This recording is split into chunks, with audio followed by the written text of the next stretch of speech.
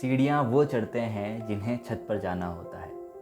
सीढ़ियाँ वो चढ़ते हैं जिन्हें छत पर जाना होता है। वो तो उड़ान भरते हैं जिन्हें आसमान छूना होता है। हेलो एवरीवन, नमस्ते, आदाब। वेलकम टू माय शो अल्फाज मेरे, और मैं हूँ वासिद खान और आप देख रहे हैं आज हमारे शो का तीसरा एपिसोड। तो बिना टाइम वेस्ट किए स्टार्ट करते हैं आज की कहानी। आज की कहानी है एक इंसान जो काफ़ी परेशान था। उसकी गर्लफ्रेंड उसे छोड़कर जा चुकी थी, फैमिली वाला भी कोई सपोर्ट नहीं कर रहा था, और जो भी वो बिजनेस करता वो पूरी तरह से डूब जाता। मतलब उसकी लाइफ में एक परेशानी ख़त्म होती नहीं कि दूसरी आ जाती, दूसरी ख़त्म होती नहीं कि तीसरी आ जाती। इस वजह से वो परेशान होकर उसने ये डिसाइड किया कि वो अपनी ज़िंदगी ख़त्म कर लेगा, मतलब सुसाइड कर लेगा। तो वो सुसाइड करने के लिए एक पहाड़ पर गया जहाँ पर एक बाबा जी तपस्या कर रहे थे। बाबा जी ने उस व्यक्ति को देखा और पूछा, तुम यहाँ कैसे आए? तो उस व्यक्ति ने अपनी सारी परेशानी बताई कि बाबा जी कि मेरी लाइफ में एक परेशानी ख़त्म होती नहीं कि दूसरी आ जाती है, दूसरी ख़त्म होती नहीं कि तीसरी आ जाती है, तो इस वजह से मैं परेशान होकर मरना चाहता हूँ। तो बाबा जी ने कहा कि तुम्हारी परेशानी का एक सॉल्यूशन है, तुम्हें मेरे साथ चलना होगा। उस व्यक्ति ने कहा, ठीक है बाबा जी, चलते हैं।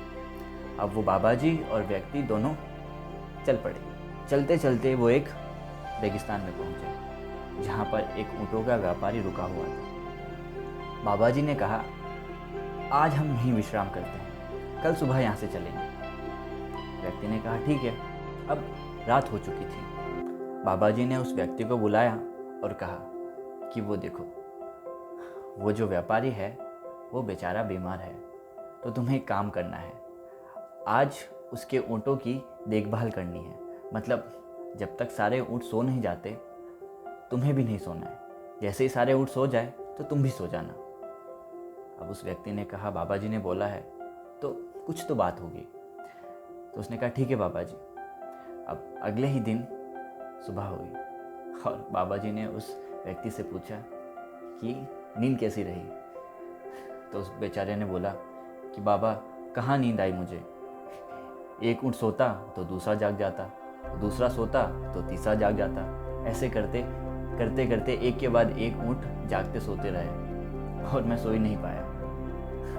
तो बाबा जी मुस्कुराए और बोले, यही मैं तुम्हें समझाना चाहता था, हमारे जीवन में भी एक परेशानी ख़त्म होती नहीं कि दूसरी आ जाती है, दूसरी ख़त्म होती नहीं कि तीसरी आ जाती है। ऐसे ही एक के बाद एक परेशानी आती जाती रहती है, लेकिन हमें उन परेशानियों का डटकर मुकाबला करना होता है। अगर तुमने उन परेशानियों का डटकर मुकाबला कर लिया तब तो ठीक है, नहीं तो हर लम्हा हर पल तुम परेशान रहोगे। ये सुनने के बाद उस व्यक्ति को समझ आ गया कि परेशानी कितनी भी हो, अगर उसका सॉल्यूशन हम अगर अच्छे से दिमाग से बैठ कर निकालेंगे तो ज़रूर निकलेगा। ऐसे ही हमारे जीवन में भी एक परेशानी ख़त्म होती है कि दूसरी आ जाती है, जबकि वो होती नहीं है, लेकिन हम उस परेशानी को मानकर परेशान होते रहते हैं। अब आपको समझना है कि आप उस परेशानी का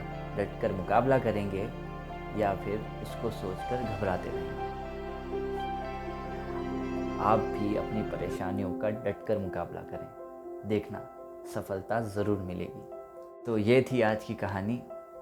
तो मिलते हैं अब अगले एपिसोड में एक नई कहानी के साथ। तब तक के लिए अपना ध्यान रखें। और हाँ, मैं ये कहानी इसलिए बनाता हूँ क्योंकि अभी टाइम थोड़ा ऐसा ही चल रहा है, सब लोग परेशान हैं।